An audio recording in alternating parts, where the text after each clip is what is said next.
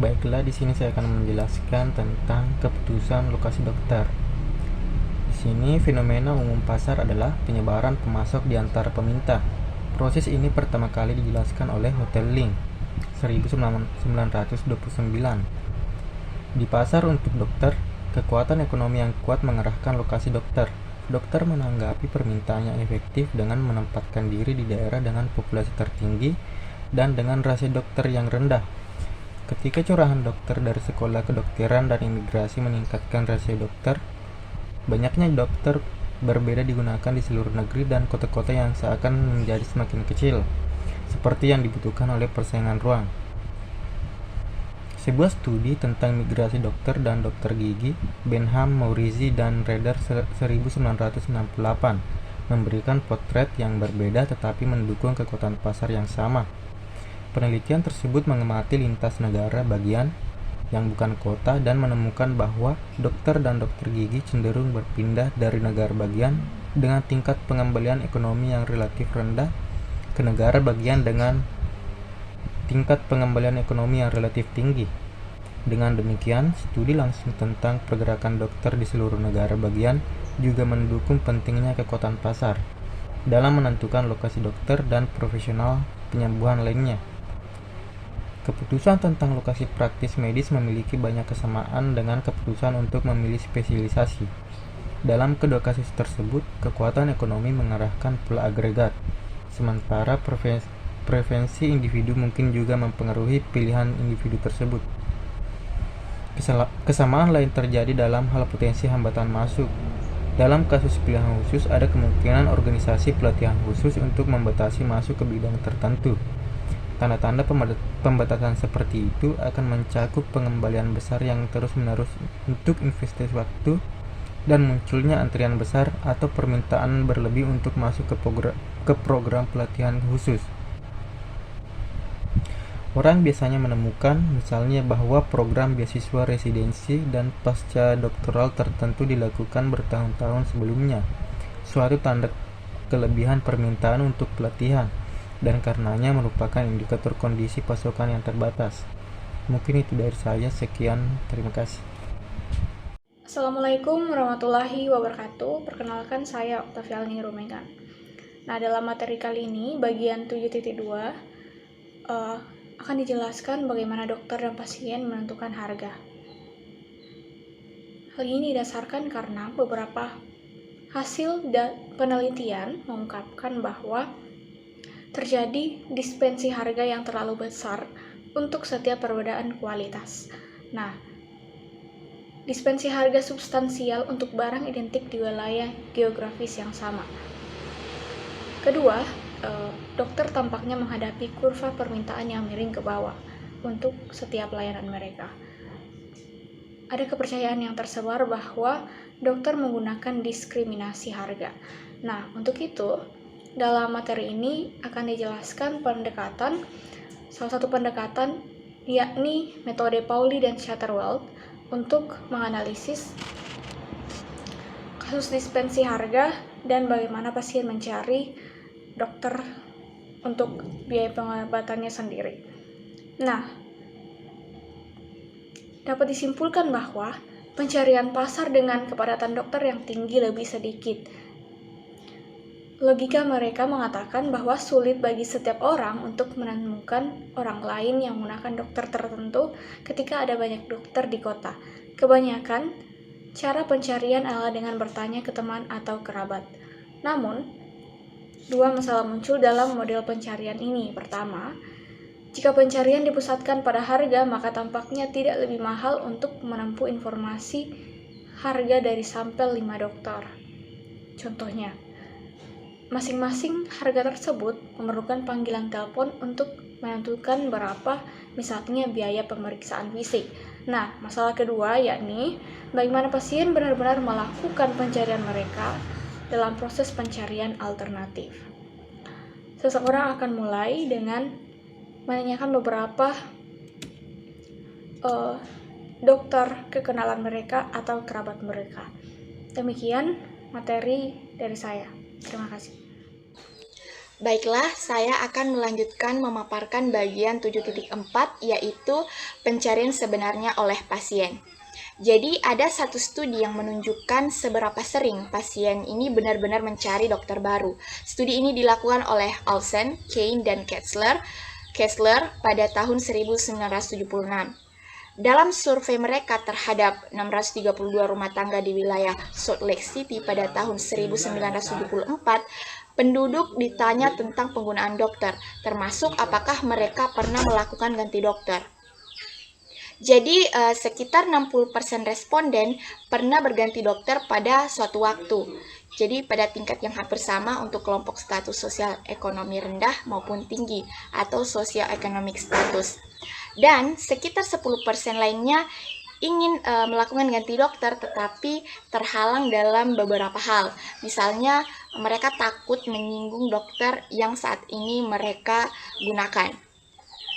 Kemudian, sebagai contoh lainnya alasan pasien beralih dokter itu karena penundaan dalam mendapatkan janji terlalu lama.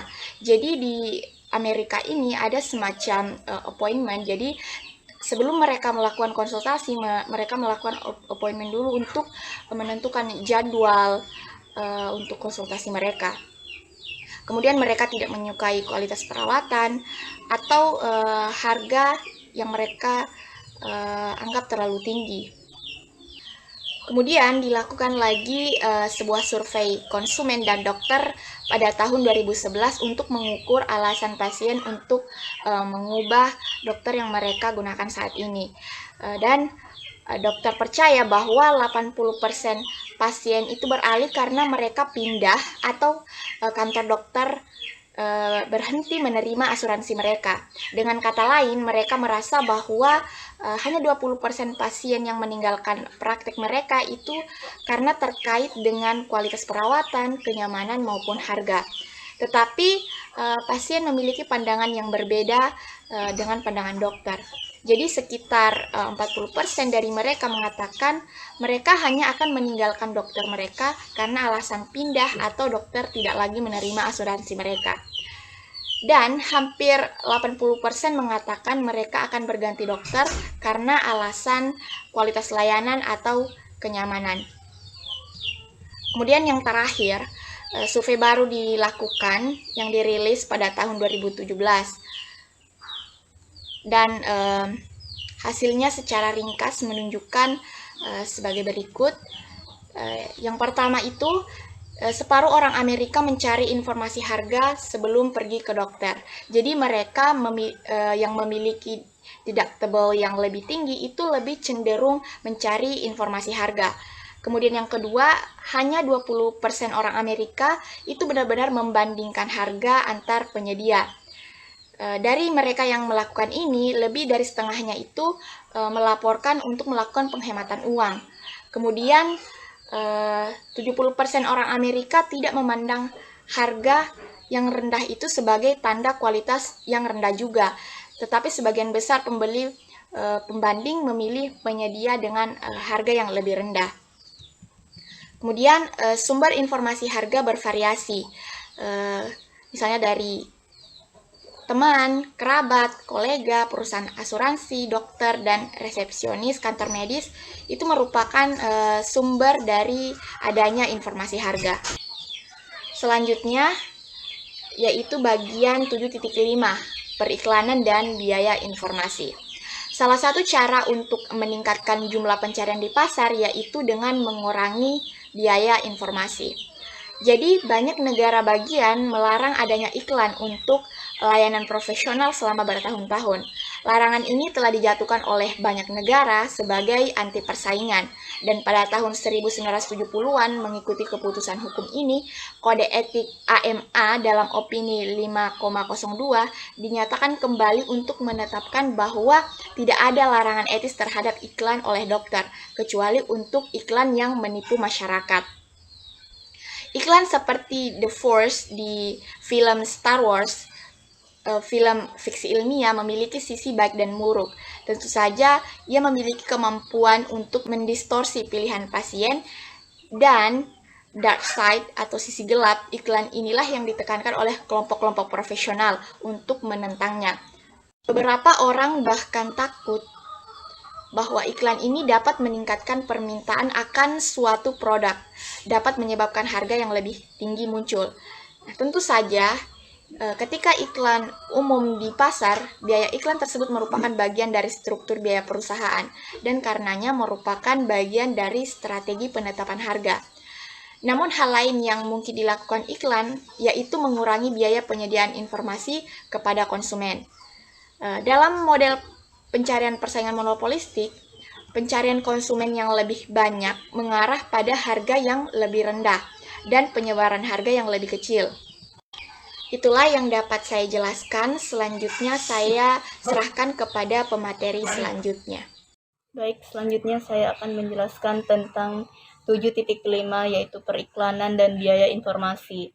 Salah satu cara untuk meningkatkan jumlah pencarian di pasar adalah dengan mengurangi biaya informasi. Karena memiliki pencarian konsumen secara intrinsik diinginkan dapat menggerakkan pasar lebih dekat ke jumlah perawatan medis yang ditawarkan ataupun diberikan. Dan dalam analisis ekonomi, hal ini dapat diterima dalam sudut pandang ekonomi secara umum.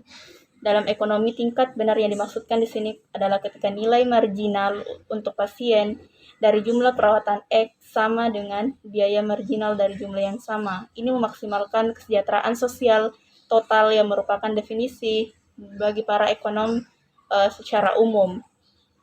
Banyak negara bagian melarang adanya iklan untuk layanan profesional selama bertahun-tahun, namun kemudian hal ini legal untuk dilakukan kecuali untuk iklan yang pada dasarnya dilakukan untuk membodohi masyarakat.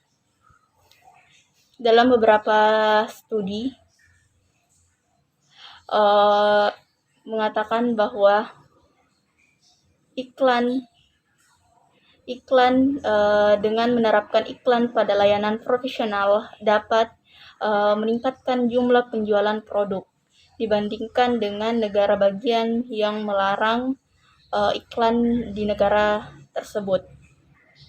Pada studi selanjutnya yang telah memperluas ide-ide yang terkandung dalam penelitian sebelumnya bahwa fenomena yang sama untuk resep obat. Hal ini juga menunjukkan hal yang sama namun dengan proporsi yang lebih kecil.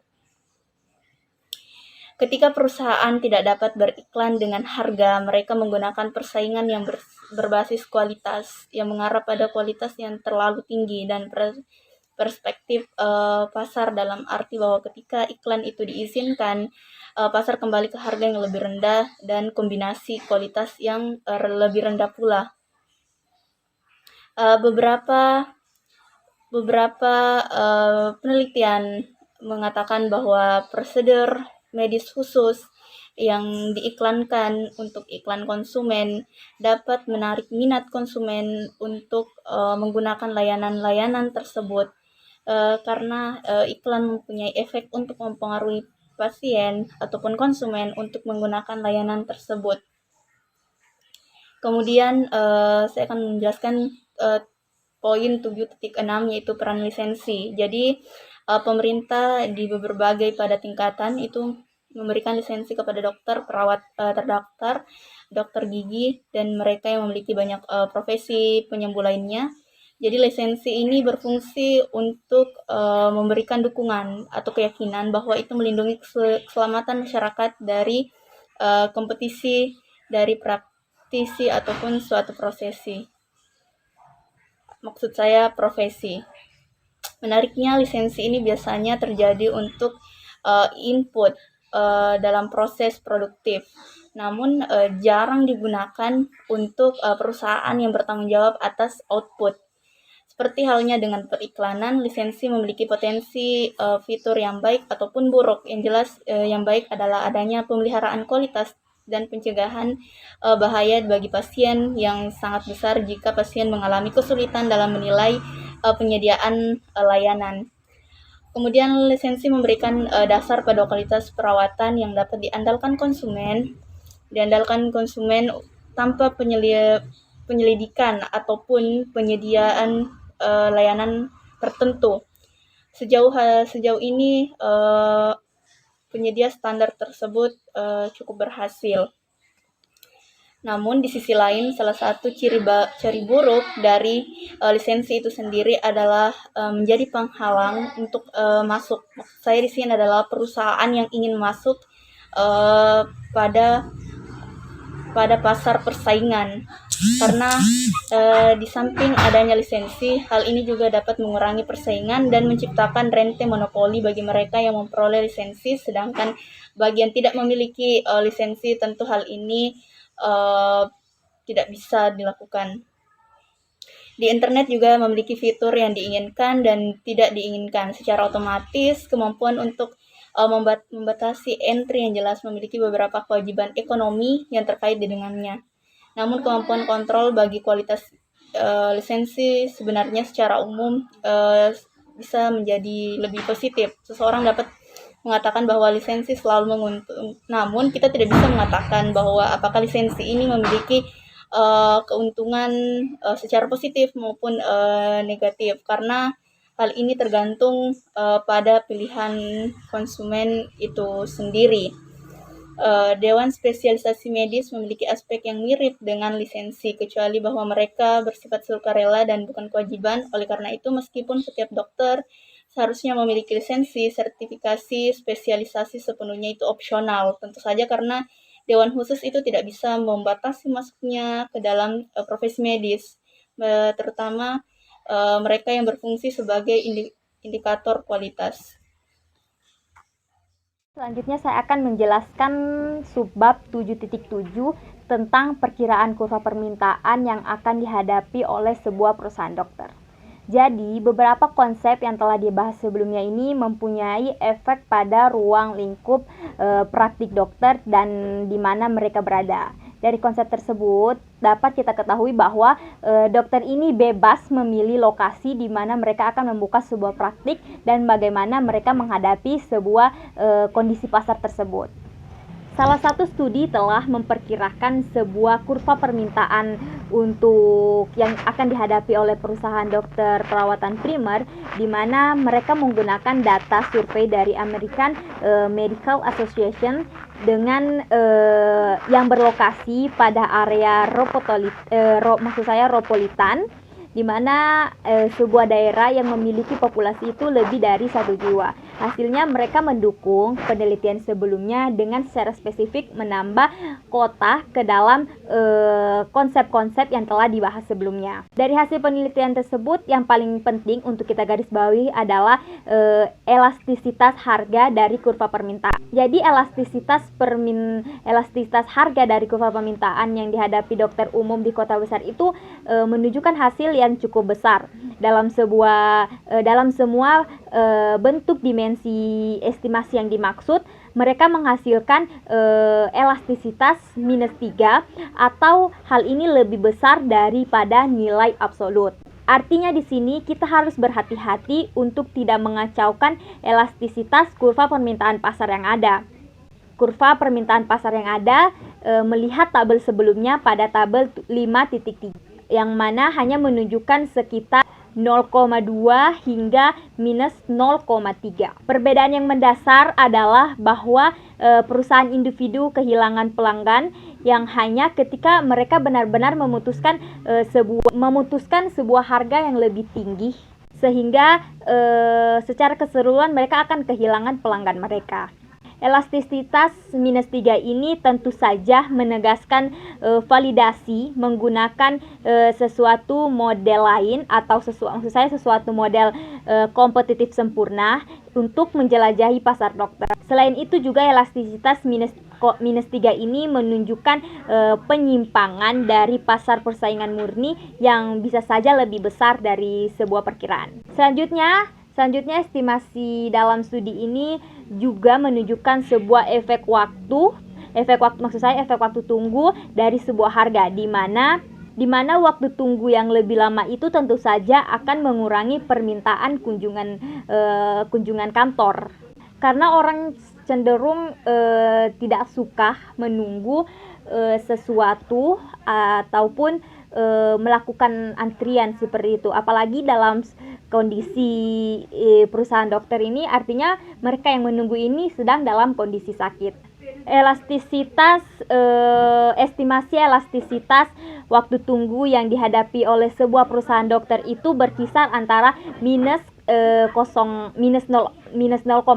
hingga minus 1,1 dalam berbagai versi model yang telah diperkirakan. Selanjutnya kita akan membahas dalam konteks persaingan monopolistik dan juga model pencarian, di mana muncul hasil lain yang lebih menarik.